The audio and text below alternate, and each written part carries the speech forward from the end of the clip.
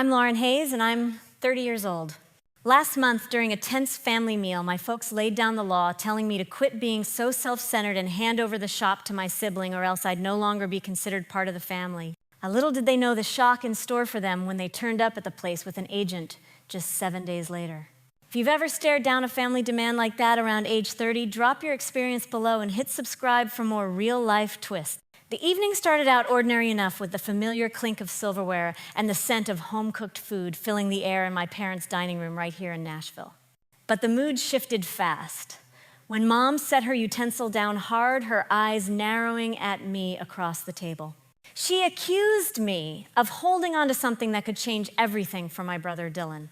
The shop in question, valued at $840,000, wasn't just any business. It was the heart of what my late husband Ethan and I had poured our souls into. They saw it as a quick fix for Dylan's latest scheme, some tech venture he was always rambling about. Dad nodded along his face, stern, backing her up without a word about how I was holding up since Ethan's passing. I sat there feeling the weight of their stares while Dylan lounged back with that smug grin of his like he'd already pocketed the win. The room fell quiet, the kind of silence that presses in heavy. Growing up, I'd learned to navigate these moments, always the one overlooked while they showered attention on him. But this time, it hit different. The natural foods market in the Gulch wasn't mine by accident. It was Ethan's gift to me, a piece of our shared vision that kept his memory alive. They figured I'd fold like I had in the past, bending to their pressure to keep the peace. Instead, I managed a calm smile, pushed back my chair, and walked out without another word. The door clicked shut behind me, and I could almost hear their confusion lingering in the air. That walk home through the Nashville streets gave me space to breathe. The city lights blurred a bit as I replayed the scene, my mind drifting back to how it all began. But the real turning point came a week later, when they showed up unannounced at the shop. I was behind the counter arranging some organic displays when the bell jingled. In marched Mom and Dad with Dylan trailing and Patricia Vaughn, a local real estate expert, clutching her notes. They thought they had me cornered, ready to force the handover. Mom's voice cut sharp, declaring it was time to do right by the family. Dad echoed her, insisting fairness meant giving Dylan his shot. Patricia smiled professionally, mentioning a ready buyer and fair terms. Dylan stepped up his tone full of entitlement, talking about how the cash would launch his big idea into the millions. I wiped my hands on my apron, keeping my expression, even as they waited for me to cave. The air felt thick with their expectations, the shelves around us stocked with the very products Ethan had sourced so carefully. They had no idea I'd already moved to protect what mattered. As they pressed on, I suggested they might want to pause on those documents. That's when the back entrance opened and the real surprise unfolded, but I'll get to that soon enough. Looking back, that dinner wasn't just about the shop. It exposed the cracks that had been there all along. My parents had always chosen Dylan, from the shiny new car they got him in high school to the lavish celebration for his barely passing grades. My achievements. A state art award at 12 went unnoticed because of his sports tryouts. Straight A's earned a shrug while his average scores got praise. Even my college graduation on scholarship slipped by without them showing up. Ethan had been the one to see my potential, cheering my designs and believing in our joint dreams. Losing him left me raw, but it also built a resolve they underestimated. As I stood there in the shop that day facing their demands, I felt a quiet strength. The place wasn't just walls and inventory, it was our legacy, sanded shelves and napkin sketches included. They assumed I'd hand it over, but I was done playing small. The confrontation that followed would shift everything, reminding me that sometimes walking away is the first step to standing firm. Back in 2017, at a bustling art fair in Nashville, I met Ethan Brooks, the man who turned my world upside down with his easy grin and sharp ideas. I was 22, scraping by as a freelance graphic designer, juggling client deadlines in a tiny apartment just outside downtown. The fair was alive, with color and noise booths packed with local crafts under the Tennessee Sunday. Ethan stood out not just for his charm, but for the way he talked about building something real, a natural foods market right in the Gulch, a place where neighbors could find organic produce and feel connected. Over coffee at a nearby stand, we swapped thoughts on design and sustainability, his laugh cutting through my usual guardedness. It was one of those moments that felt like a beginning. For 2 years, we poured everything into that dream. Ethan handled the nuts and bolts, securing a loan of $360,000 and sweet-talking suppliers with that sincerity of his. I took on the visual side, sketching a logo that felt warm, yet modern crafting signs that made the shop inviting. We'd sit cross-legged on our apartment floor, eating, takeout, mapping out, every detail shelves here, produce there, maybe a second location someday. By 2019, the store opened valued at $840,000, a testament to our late-night plans and shared ambition. I'd walk through it, seeing my minimalist designs on every label, feeling unstoppable with Ethan by my side. He wasn't just talk. Weekends found him sanding shelves himself, charming vendors with handwritten notes, or doodling expansion plans on napkins during dinner. My freelance work picked up 2 landing clients who loved my clean style, but the shop was our true pride. We'd dream out loud about kids' travel, maybe a bigger place down the line. Those moments in our cramped living room, laughing over greasy cartons, felt like they'd stretch forever. The shop wasn't just a business. It was us woven into every corner. Growing up, I'd never had that kind of partnership. My parents always had eyes for Dylan, their golden boy. At 12, I won a state art contest, but they skipped the ceremony for his baseball tryouts. In high school, they bought him a shiny new car while I saved up for a used laptop to start designing. His mediocre grades got cheers, my straight A's a nod at best. When I earned a full scholarship to college, they didn't show for graduation, but Dylan's barely. Passing one got a big party. Ethan was different. He saw my sketches, celebrated my wins, and made me believe I could do anything. That belief carried me through those early days, building something from nothing. The shop became a hub in the Gulch locals, popping in for fresh greens or just to chat. I'd tweak the signage, adjust displays while Ethan worked the numbers. We were a team balancing each other's strengths. I remember one evening standing behind the counter watching him explain organic sourcing to a customer, his hands animated. I thought, this is it. This is what we're building for. The future felt wide open, full of plans for growth, maybe a chain of stores. But life has a way of rewriting your plans, and ours was about to shatter in a way I never saw coming. Around 2020, on a stormy night, a call from the police shattered the life I'd built, piece by piece. I was about 25, racing through rain-slicked Nashville streets to the hospital, my heart pounding like it might burst. The officer's voice on the line had been steady but grave. Ethan had been driving back from a supplier in Chattanooga when a truck blew through a red light. By the time I arrived, pushing past the sterile hallways and beeping machines, it was too late. He was gone just like that, leaving a void that swallowed everything. The grief hit like waves, keeping me from sleep or food for days, but I couldn't let it pull me under completely. The store in the Gulch became my anchor, every shelf and product a reminder of him.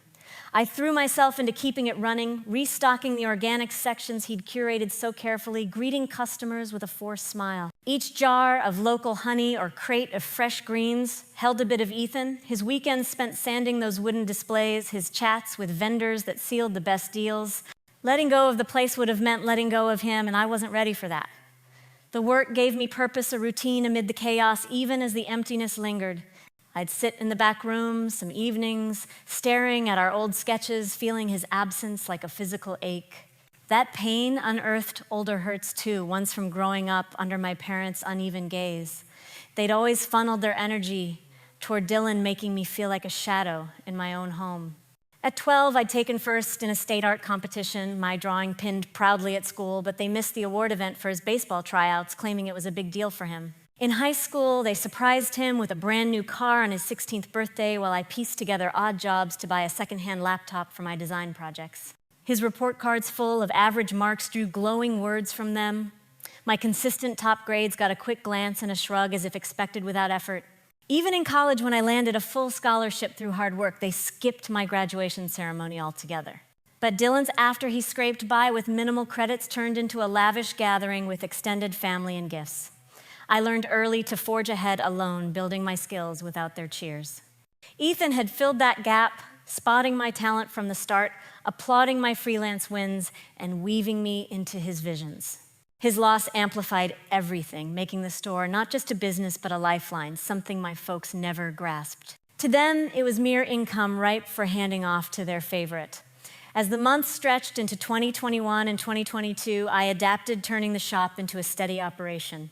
Customers became regulars, drawn to the authentic feel we'd created.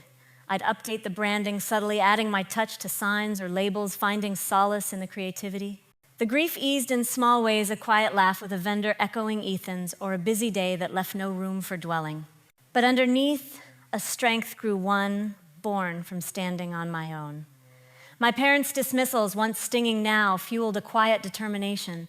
They assumed I'd always yield, but Ethan's memory taught me otherwise. By the time that family dinner rolled around in 2025, I wasn't the overlooked kid anymore. The store stood as proof of what I'd held onto, a symbol of resilience they couldn't touch. Yet their ultimatum tested that resolve, pulling me back into old patterns. As I navigated the fallout, those early struggles reminded me why I had to fight, not just for the business, but for the life I'd carved out. A week after that strained family meal, things took a sharp turn, as I found myself in a modest office downtown Nashville, facing my attorney across a cluttered desk. It was still September 2025, and I was 30, carrying the weight of recent threats like an invisible load. Karen Mitchell, my lawyer, adjusted her frames and passed over a folder, her tone even as she explained the contents. "This was Ethan's last will," she said, confirming the natural foods market in the Gulch was mine, outright, no strings, no shared claims. The place worth $840,000 stood as his final trust in me, a nod to the dreams we'd chased together. I'd kept it going since his accident, making choices that honored what he'd started, from supplier deals to daily operations. Karen walked me through the fine print, clear title, "No outstanding debts or challenges." Holding those pages, I felt a surge of Ethan's faith wrapping around me again, steadying my resolve. 2 days later, the pressure ramped up when my parents rang the bell at my Nashville apartment without warning. I opened the door to see them standing there, postures, rigid arms folded tight. Mom jumped right in, her words slicing sharp. We'd learned about the will, and that shop ought to go toward helping Dylan not stay locked in my grasp. Dad backed her, his expression unyielding, insisting it was only right since my brother needed it more. I gripped the frame, frozen for a beat, struck by how they hadn't once asked about my life without Ethan. To them, the market wasn't a tie to my lost partner. It was just a resource, something to funnel to their preferred child. They brushed past me into the living area, dropping onto my sofa as if they belonged there. Mom leaned in, eyes narrowing further, pushing the idea that Dylan had this golden opportunity in a tech startup, his real breakthrough. Sell it, divide the proceeds, and give him his due, she urged. I stood there, a wave of disbelief crashing over me. Dylan, hanging back in the corner, piped up with his usual smirk, urging me not to hoard it all, he could turn it into millions. That grin of his stirred up every bailout my parents had thrown his way, flunked courses, smashed vehicles, dead-end positions. The market's value wasn't pocket change to them. It was fuel for his endless schemes. I drew in a slow breath, steadying myself against the familiar tide of their favoritism. "The market belongs to me," I stated firmly. "Ethan willed it that way, not for anyone else." Mom's features twisted in response, labeling me selfish as ever. Dad rose, jabbing a finger my way, warning me to consider the family and not force a choice between siblings. That sting echoed years of their preferences, always landing on Dylan. At 15, they'd funded his summer camp while I hustled part-time for art materials. At 20, they covered his rent after he quit school, but my own graduation forgotten. Now they aimed to strip away Ethan's bequest, treating it like a family pot to dip into. I shook my head, my determination solidifying like concrete. "I'm not parting with it." Mom snorted, snatching her bag and heading out, tossing over her shoulder that I'd rue this. Dad trailed silently, his quiet louder than any shout. Dylan hung back a moment, firing a last shot about me making a grave error. I shut the door on them, my hands shaking slightly, their echoes dredging up decades of being sidelined. But this wasn't like before. I wasn't backing down. The market meant more than dollars. It embodied Ethan's confidence in me, a depth my family couldn't fathom. Karen had cautioned me they might escalate, having witnessed similar family rifts over less. "Hold firm," she'd advised, slipping me her contact for any trouble. I pocketed it, sensing I'd need her guidance soon. The air in my apartment felt denser after they left, but I wasn't braced for the next wave. My parents didn't stop at words. They wove a web of whispers through our tight-knit Nashville circles. By the next Monday, the murmurs started filtering in, turning familiar faces into judges. By the following Monday, subtle whispers began circulating through our close-knit Nashville community. Still in September 2025, I was 30, feeling the isolation build as the rumors took hold. It started with a call from Mrs. Jenkins, an old neighbor whose tone dripped with disapproval. She mentioned hearing I was clinging to the shop all for myself when Dylan clearly needed the support. I muttered a vague reply, caught off guard by how quickly the narrative had spread. She hardly knew my daily life anymore, yet she spoke as if I'd committed some grave family betrayal. Later that afternoon, a message popped up from my cousin Mia. Why not split the shop's funds? Dylan deserves his opportunity. My stomach twisted as I read it, realizing Mom had reached out to her too. The gossip flowed relentlessly, branding me as the selfish one, the greedy holdout turning away from kin. By midweek, my messages overflowed with notes from distant acquaintances, folks tied to my parents whom I hadn't spoken to in ages, urging me to make the right choice. Aunt Linda's email cut deep, scolding that my upbringing should have taught me better and that the shop could secure Dylan's future. I hit delete, my fingers trembling on the screen. Even Mrs. Ellis, my former high school instructor, rang with a gentle but pointed reminder that family bonds trump material things, warning against letting cash divide us. I ended the call politely, sensing the pressure closing in like walls. The shop, that $840,000 anchor to Ethan's memory, had morphed into a tool wielded against me. Everywhere I turned, opinions echoed Mom's spin, painting me as the villain in a tale I hadn't authored.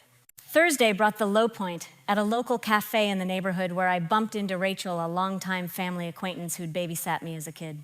She tugged me aside, her expression tight, with worry relaying that talk was buzzing about me hoarding the place despite Dylan's needs. I forced a tight smile, saying it was more nuanced than that, but her furrowed brow showed she'd already sided against me. I abandoned my coffee untouched and stepped out my chest, constricting with each breath. I began ignoring incoming calls, letting them pile up in voicemail, 10, then 20 each, a fresh twist on the guilt script. The sense of being cast adrift in my own world grew, like I'd been exiled from the community Ethan and I had nurtured the shop for. But not everyone swallowed the tales. That evening, Sophie Turner, my closest friend, appeared at my apartment door with takeout bags and a determined glint in her eyes. "Don't let them break you," she said, flopping onto the couch. "Your mother's twisting stories to grind you down." Sophie had been in my corner since college days, witnessing how my parents skimped on me while lavishing on Dylan's scholarships for me, endless funds for his whims. She'd seen them dismiss my milestones, leaving me to stand alone. "That shop is yours alone," she insisted, her words cutting through the haze. "Ethan meant for you to have it. Don't surrender to their manipulation." Her support felt like a rope tossed into turbulent waters, hauling me back from the brink. We talked late into the night, her encouragement rekindling a spark. I couldn't keep battling on their ground. The market belonged to me, but my parents would persist until they'd alienated everyone. I needed a strategy to safeguard Ethan's legacy and silence them for good. That's when Marcus Reed came to mind, Dylan's employer at his tech firm. I'd known Marcus from high school circles. He was keen and driven with a sharp business sense. Dylan worked under him, though sporadically at best. I scrolled through old contacts that night, locating his number. In the quiet hours, I typed a message, curious about a business proposition. "It concerns the shop." His response came swiftly, intrigued yet wary. "Let's discuss," he replied. I kept it from Sophie for now. Discretion was key. The next day, we met at a diner across town, him in a crisp suit, despite the hour, sipping black coffee in a booth. "What's this about, Lauren?" he asked, leaning back. I laid it out steadily, the shop's worth the family push, without naming Dylan outright, though he connected the dots. "I want to sell, but on my conditions," I explained, including leasing back the upper level for my design workspace. He arched a brow, interest peaked. We dove into figures, setup, and schedules. By the end, he was on board, promising to have his legal team prepare an offer. Leaving the diner, a lightness settled over me like I'd reclaimed the reins. My parents believed their murmurs and shaming would crumble me. They didn't realize I'd already advanced a move ahead. Marcus's proposal became my hidden edge, a means to preserve the shop's essence while stripping their power. I just had to endure until the agreement sealed. Late that night, I rummaged through an old address book and sent a message to Marcus Reed, Dylan's boss at his tech company. It was still September 2025, and I was 30, perched on the edge of my bed in the softly lit apartment in Nashville, the city's distant hum filtering through the window. Sophie's visit had left me with a flicker of hope, her firm words cutting through the fog of isolation like a beam. I couldn't keep reacting to my family's tactics. I needed to act. Marcus came to mind because of his reputation, sharp, ambitious, the kind of person who built things from the ground up. I'd crossed paths with him back in high school days, and now he oversaw Dylan at that startup where my brother's inconsistent presence was no secret. I decided not to loop Sophie in yet. The fewer who knew, the better, to avoid slips. My thumb hesitated over the screen before I composed the note, interested in a potential deal involving the shop. The send button felt like a small leap, and his response arrived within minutes, a mix of curiosity and caution. "Let's meet," he wrote back. The next morning, I made my way to a diner across town, one of those classic spots with vinyl seats, worn from years of use, and the scent of fresh brewed coffee hanging thick in the air. Nashville's streets were bustling with early commuters, but inside the diner it was quieter, a few regulars nursing their mugs at the counter. Marcus showed up right on time, his suit crisp against the casual backdrop, sliding into the booth with a nod. He ordered a black coffee, steam rising as he stirred it slowly, then turned to me with that direct look of his. "What's this about, Lauren?" he asked, his voice low but attentive. I steadied myself with a sip of my own drink, then laid it all out, the shop's value. At $840,000, the mounting family pressure to hand it over the way it tied back to Ethan's legacy, without diving too deep into personal grief. I avoided mentioning Dylan directly, but Marcus's knowing glance told me he connected the dots. After all, he dealt with my brother's lapses daily. "I want to sell," I said, keeping my tone even, "but only if I can lease back the upstairs for my design studio. It's where I do my graphic work, and it keeps me connected without owning the whole operation." He tilted his head, interest sparking in his eyes, and we shifted into the nuts and bolts. The conversation flowed over refills covering numbers first, the market's worth, potential revenue streams from organic goods, and how the lease would fit into ongoing costs. I described the logistics, the downstairs staying as is for produce and community feel, while upstairs became my quiet zone for logos and client projects. Marcus probed with smart questions like supplier contracts and customer loyalty, his pen jotting notes on a napkin in a way that reminded me of Ethan's old habits. The diner noise faded into background waitstaff calling orders, plates clattering, as we hammered out timelines, aiming for a quick close to head off more family interference. By the end, he was nodding decisively, saying he'd have his lawyers draw up an offer that matched what I'd outlined. We shook on it, and as I stepped out into the warm afternoon sun, a wave of relief coursed through me, lightening my steps like I'd offloaded a burden I hadn't fully acknowledged. Karen had mentioned they might push harder, and this felt like my shield, a proactive step to protect what mattered.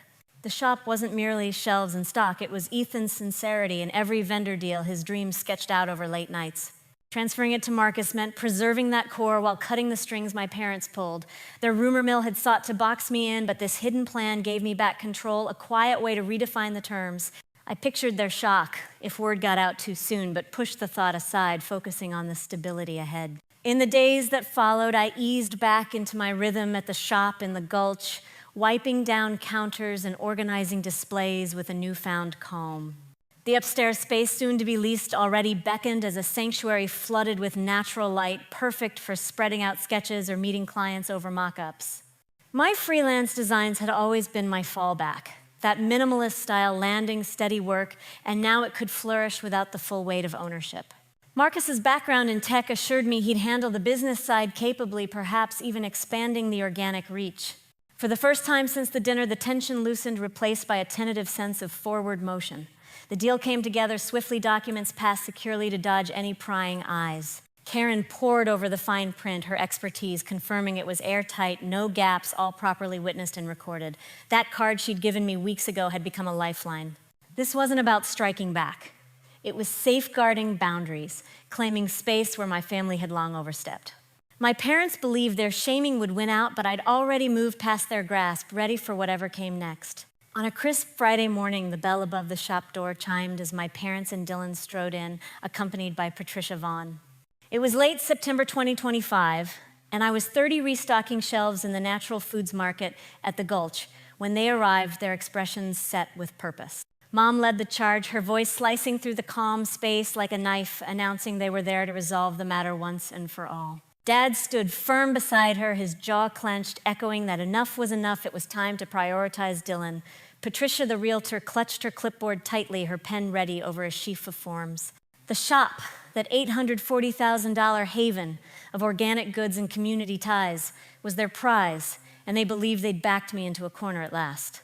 Dylan advanced with his typical arrogance, boasting about the grand plans he had for the proceeds, his startup on the verge of exploding, if only I stopped clinging to the place.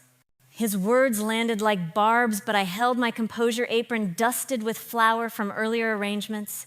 They expected capitulation the way I'd yielded in the past to their demands. Patricia cleared her throat, flashing a rehearsed grin, noting she had a solid cash proposal lined up, one that would let me step away cleanly. I glanced from her to my family, their anticipation gleaming like polished stone. This was meant to be their victory, snatching Ethan's legacy without resistance.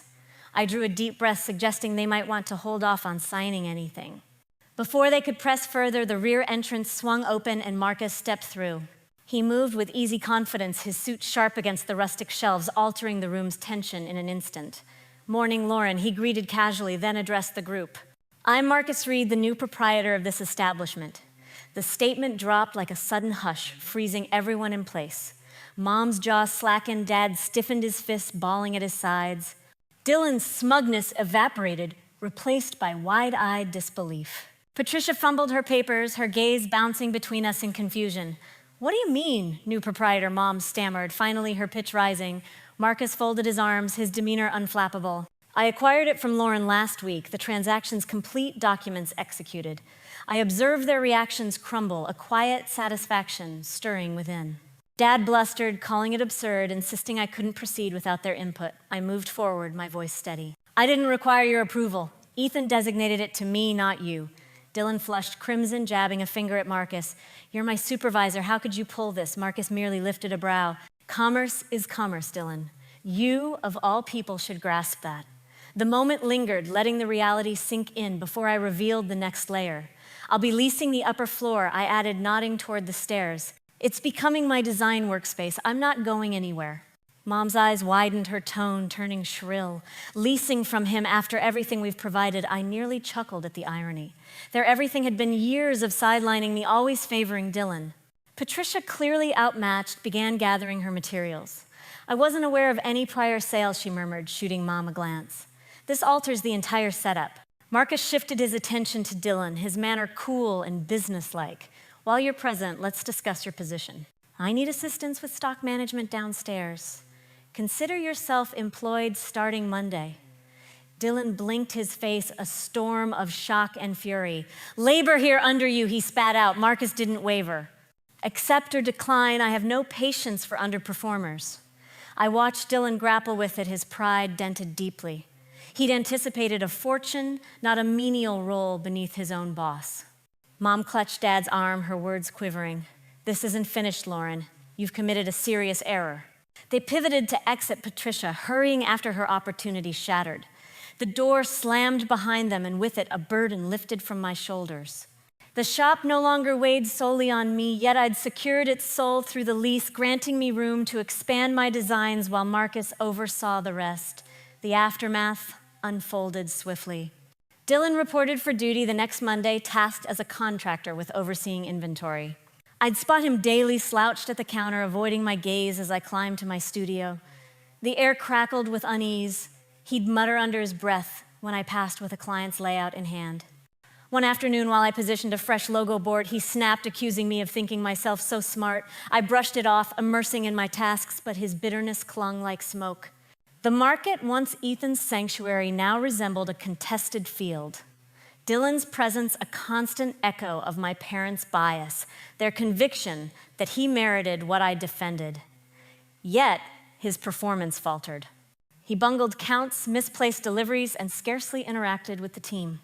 Marcus noticed, pulling me aside one day with a shake of his head. "He's not suited for this," he confided. "I offered him the chance at your suggestion, but he's hanging by a thread." I nodded, unsurprised. Dylan had forever leaned on parental rescues for his mishaps, failed studies, wrecked rides, fleeting employments. Under Marcus's scrutiny, no safety net remained. A mix of sympathy and firmness settled in me. He was blood, but his shortcomings couldn't pull me down. Each ascent to my studio steeled me against his scowls as I dove into branding projects that rebuilt my path. Meanwhile, my parents escalated, enlisting Alan Foster, a polished attorney, to contest the transfer. Karen called one evening, her voice composed yet alert. They're alleging the deal with Marcus was coerced or fraudulent. I almost laughed at the notion pressuring Marcus, who'd bootstrapped his tech outfit from scratch. We convened at her office the next day, files scattered across the surface as she highlighted clauses in the contract. This holds firm, she assured, notarized, attested, and duly recorded. They lack grounds. Relief flooded me Karen's assurance, a barrier upholding my decision to honor Ethan's intent my way. The legal battle dragged for weeks, draining their resources. They phoned late one night, voices edged with accusation. You're ripping this family apart, mom charge laced with spite. Dad added that it was all for Dylan's prospects. Why couldn't I see? I clutched the receiver knuckles paling. You've never prioritized mine, I replied softly. This shop was Ethan's present to me, not him. They disconnected abruptly, their rage hanging like a shadow, underscoring the unbridgeable divide. Karen's updates arrived steadily, her messages a stream of confidence. Their counsel's clutching at air, she noted post-hearing. The judge sees through it. The community, once swayed by the tales, began pivoting.